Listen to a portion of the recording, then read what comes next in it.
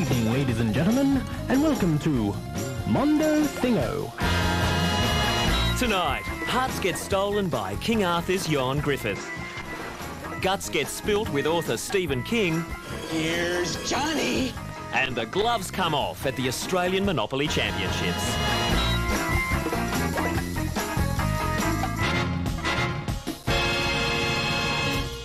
Hello, I'm Amanda Keller and welcome to Mondo Thingo. Yes, tonight we're bursting at the seams with lots of goodies. From the movie King Arthur, I'll be talking to that knight in shining armour, Ioan Griffith. He'd still look good in dull, lifeless armour, let's face it. And in Mondo Movies, we unearth the best and worst of cloning films. But before any of that, it's time to cast an incredulous eye over the week with Triple J's always insightful Steve Kinane. Hi, Steve, Amanda. how are you? Good, thanks. Big week for me. I discovered something called reflector porn. It's a great term, reflector porn, isn't it? Isn't it amazing? I mean, this is a new craze apparently sweeping internet auction houses like eBay, where people are selling shiny things with their naked images reflected in them. It's a new form of exhibitionism. Yeah, I read somewhere that an Australian guy actually started up. So this is him in the kettle? Yeah. I don't know if he's skinny or if he's fat. I mean, it's a bit like the fat mirror at Luna Park, isn't it? It's putting yourself in the buff on a kettle. It's No hard one to know looks what... good. No one's looking good in the kettle. So you've brought up something interesting this week. That's right. Amala Lara, an artist from Melbourne who has been throwing up on footpaths outside banks. She's been hurling and heaving on ATMs. Haven't we all? That's right. But she's doing it in the name of art. Of course she is. It's a protest against corporate greed. Currently, I'm using vomit to show excess and overconsumption in today's society. So I'm vomiting up on randomly chosen corporations' doorsteps in the colours of their logos.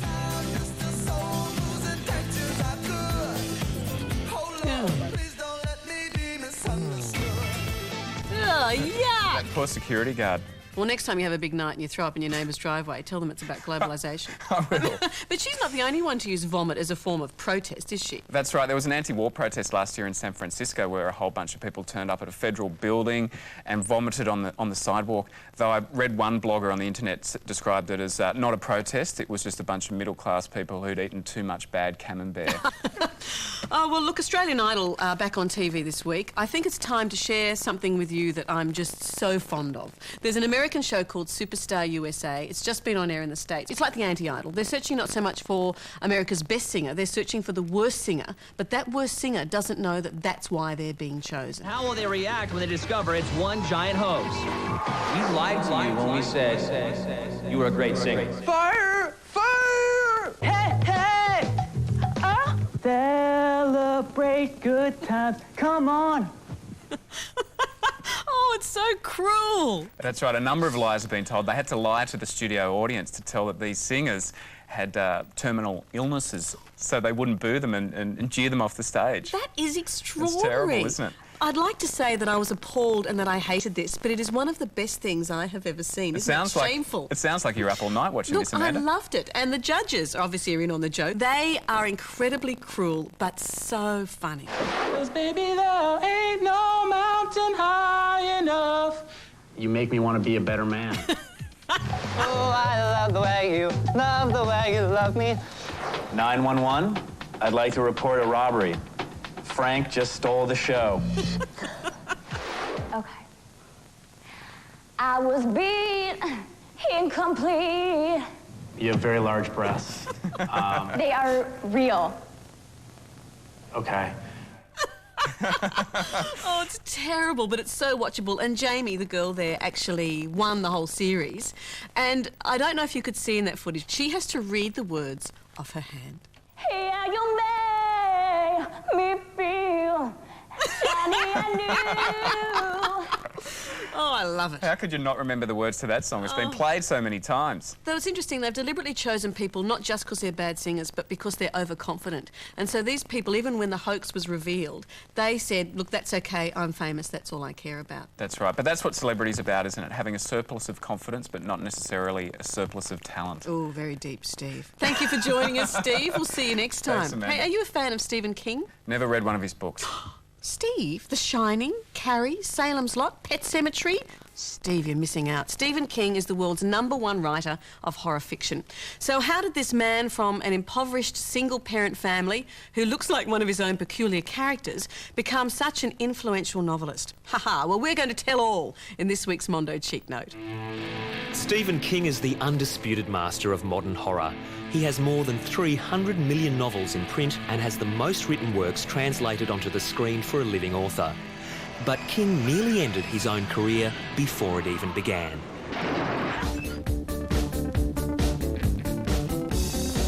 The publication of Carrie put the impoverished teacher writing bits and pieces for men's magazines on the road to literary superstardom. And when director Brian De Palma turned it into a gripping and shock-filled movie that got Sissy Spacek nominated for an Oscar, everyone wanted more Stephen King. His next novel, 1975's Salem's Lot, quickly went onto the small screen and was the start of a now familiar King problem. Great book, bad movie. The novel was hailed as a reinvention of the vampire genre. The miniseries was panned as dull and unconvincing. Even so, another King novel caught the eye of a very selective director. The Shining came to King as he was staying at the apparently spooky Stanley Hotel in Colorado. It was published to acclaim in 1977, impressing Stanley Kubrick, who nonetheless strayed from the book for his dark and unnerving film version. Here's Johnny! The reviews were mixed and King himself didn't like it, though he's now legally obliged not to say so. King remade The Shining for TV and the fans loved this faithful adaptation. And I'm gonna bash your brains in! King was a prolific writer and publishers were afraid of flooding the market with his novels, so he came up with a solution. As Richard Bachman, King secretly released 5 novels between 1977 and 1984, giving Bachman a detailed biography and eventually, after King's ruse was discovered, a tragic death from cancer of the pseudonym. An uneven set of novels, the best and best known of Bachman is The Running Man, which, although a schlocky film, was a good vehicle for star Arnold Schwarzenegger. Julian, I'll be back. With a huge readership and a cinematic writing style, almost every word King writes is put on the screen. There are huge successes: the intense and pain-filled Misery, the tender and soulful The Shawshank Redemption, and the luminous Stand By Me. I brought a comb. What do we need a comb for? Well, if we get on TV, we want to look good, don't we? But there's no shortage of bad Stephen King adaptations, and King knows firsthand how hard filmmaking can be. I finally decided if you want something done right, you ought to do it yourself. Ironically, this is considered by many to be the worst adaptation of a Stephen King story, where a crashing comet causes machines to attack humans. Even King has called it moronic. And now, although shy of directing, King still likes to make his mark through a good cameo. I don't have the balls to wear anything like that. King's biggest challenge came when he was nearly killed by a van near his home in Maine. This accident profoundly affected King, who recreated it in detail for an episode of Kingdom Hospital, a TV series currently screening in the US. But he still managed to take novel writing into the 21st century.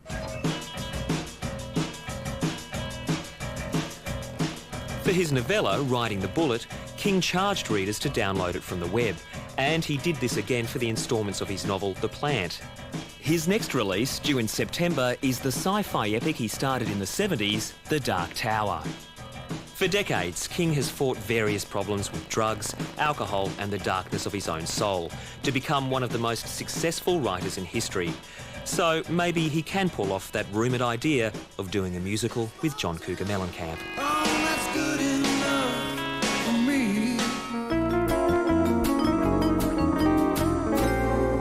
Still to come, the best and worst of cloning movies.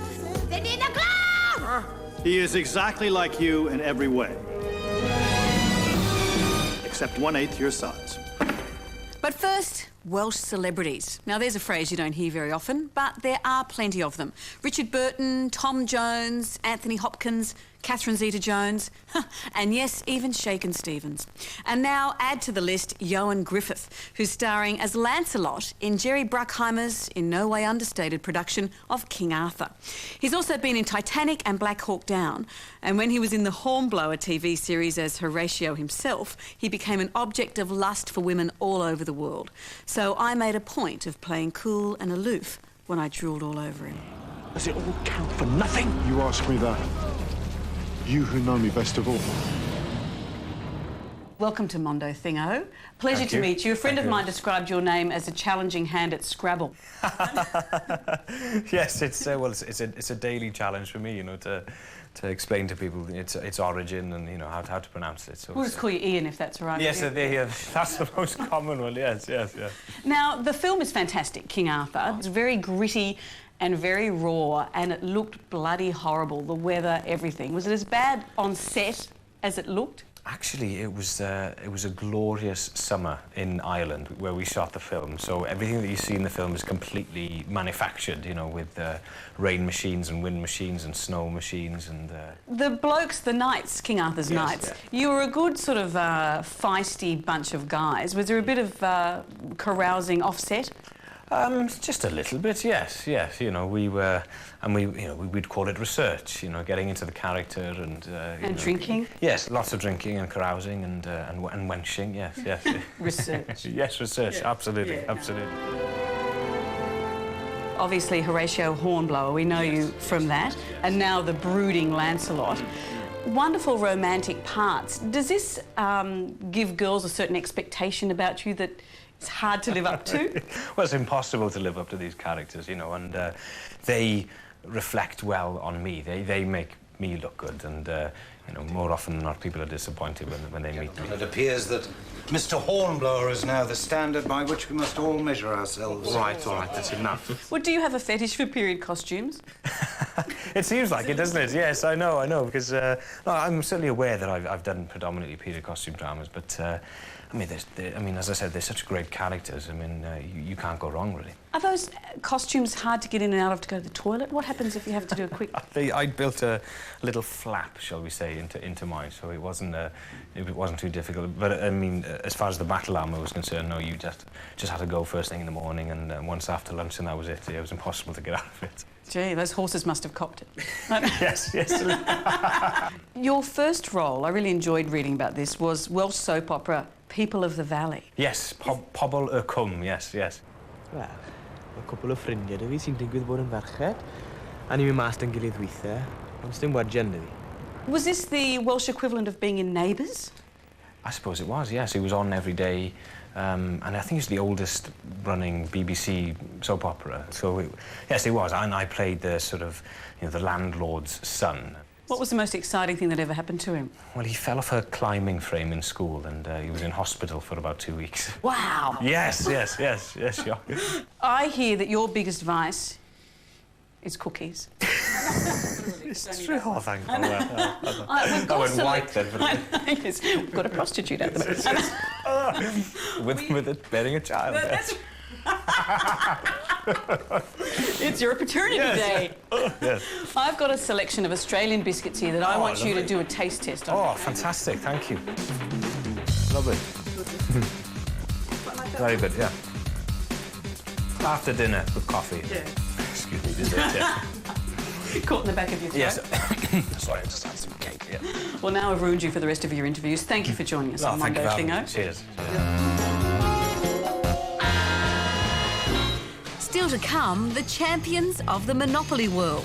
What do you want then? Say something else, just something else. The station? No. And now I'm craving a Mondo mixed grill. This is a new segment where we catch a well-known personality, fire a few quick questions at them, and bundle it into a tasty information snack. This week we'll be turning on the grill for Alicia Cuthbert. She plays Jack's daughter Kim in the cliffhanger-packed TV series 24. She's in Australia filming House of Wax with Paris Hilton, where just a couple of weeks ago the set caught fire, causing millions of dollars of damage to its Gold Coast studios. No one was hurt, but it must have been a great opportunity to pick up firemen. So let's see what Alicia Cuthbert made of her Mondo mixed grill.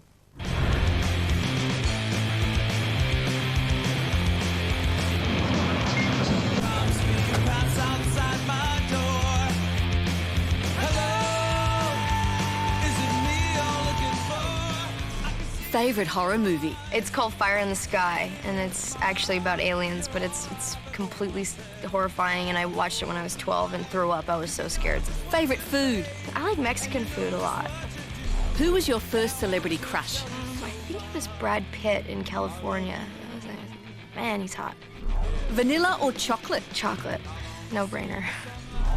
Now to Mondo Movies. Godsend is a new film about the dangers of cloning your dead child, or more specifically, the dangers of allowing a mad genetic scientist who you've only just met to clone your dead child. Hollywood's always loved a good cloning story, or a bad one if it comes to that, and we'll get a taste of both in tonight's Mondo Movies. Dolly the sheep was one. The Raelians claim to have created a human one, and when Hollywood has experimented with making movies about clones and cloning, most of the results have been horrendous crimes against nature. Cloning your recently departed son will only lead to trouble, according to the just-released movie Godsend, even if the offer to clone is made by an obviously just there for the paycheck Dr. Bobby De Niro.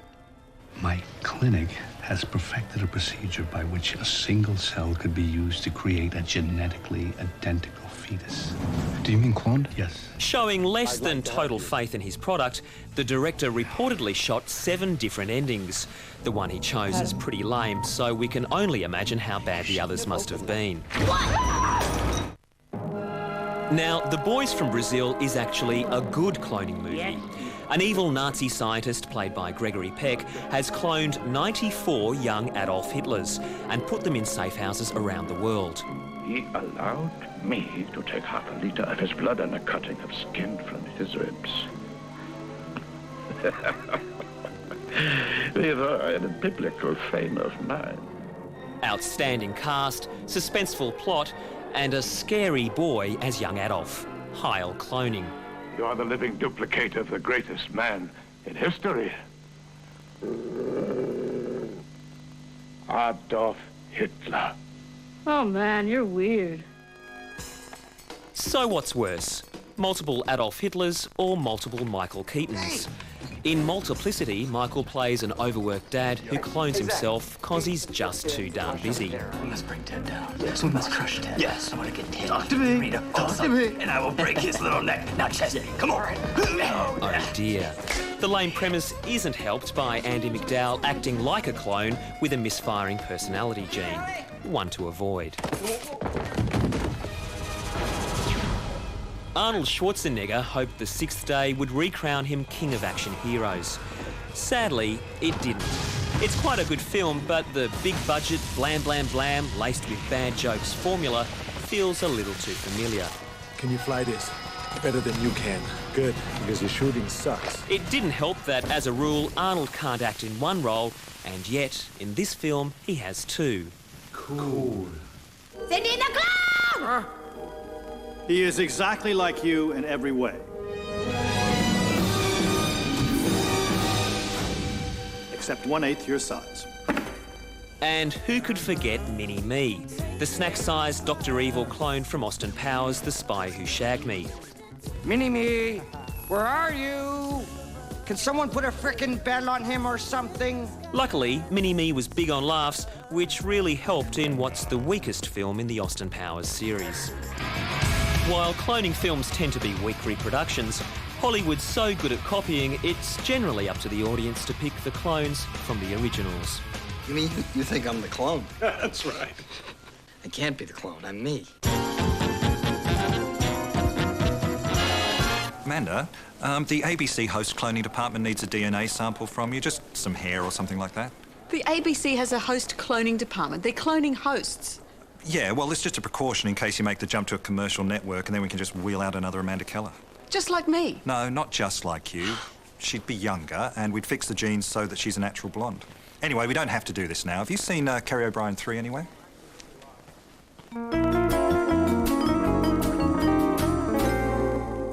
The definition of a celebrity gets stretched pretty tight these days, especially on the Hollywood is Calling website.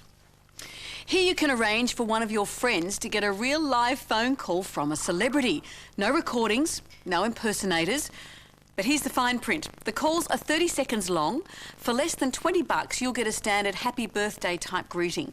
And for just a little bit more, the celebrity will read a brief and polite personal message.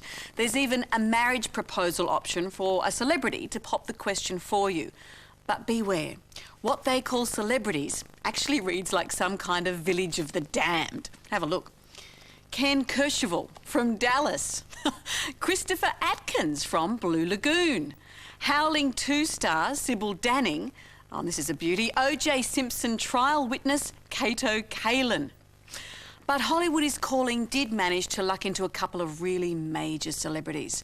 Ron Paillo, better known to his mother as Horshack on Welcome Back, Kotter, and Russell Johnson, who was the professor on Gilligan's Island. But do choose carefully, because it really takes the shine off a celebrity phone call if they have to explain who they are. Now on to our next story.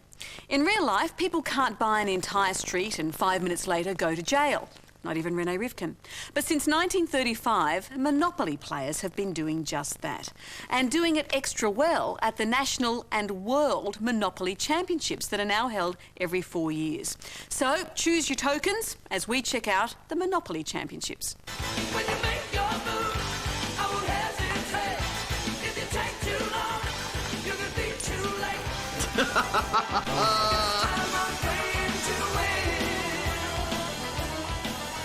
Monopoly has changed my life in some sort of a way. I used to be a bus driver, now I'm working with property. Back in 1973, they began the international competition with a 4-yearly World Championship. One of my mottos is buy, buy, buy. So buy whatever you can as quick as you can, complete a colour group as quick as you can. I'm going to be the first ever back-to-back Australian champion. Right, Tim. This ain't the fake wrestling. It's not SmackDown. It's not Raw. No Triple H. This is the real thing, the Australian Monopoly Championships. And I'm coming to get you, Tim. I've had enough of the games. Let's get it on.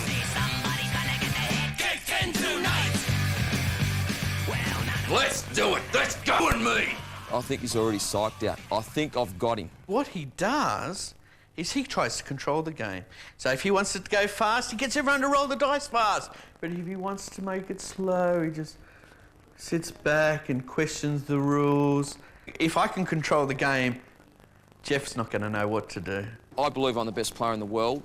I'll find out soon enough. Keep your shirt on, son, and meet me at the station. Jeff's mighty confident. I hope I win, but if Jeff doesn't win, I don't think he's going to be too pleased.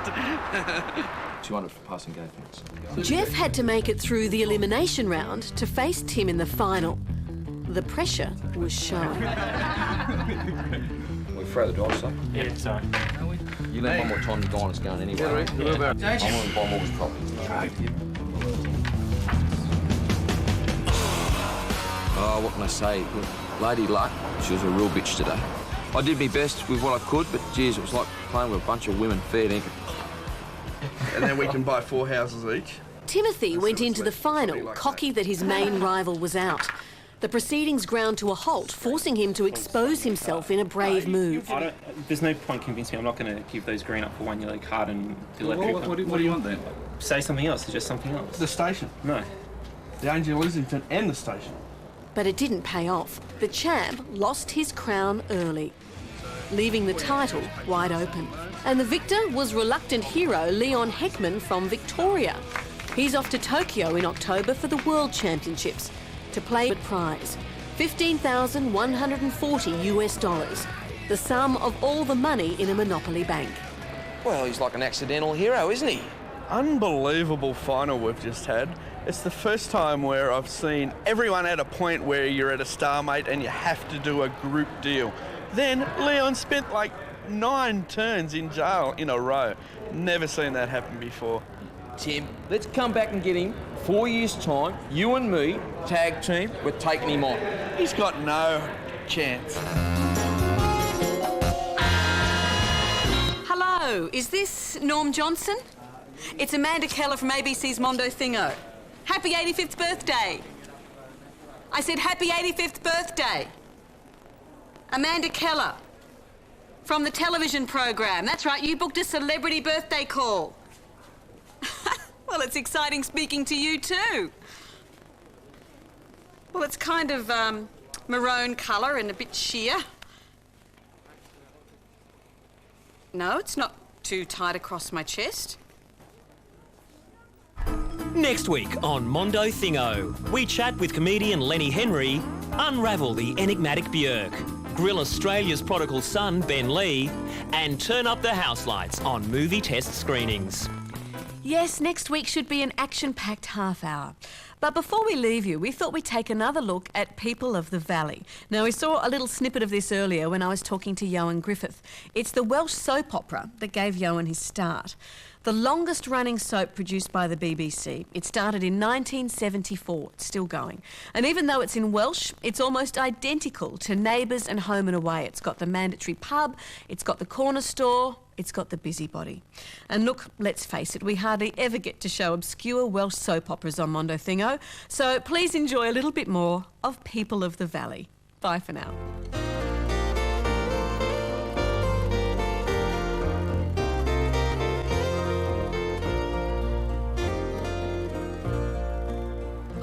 Shwai?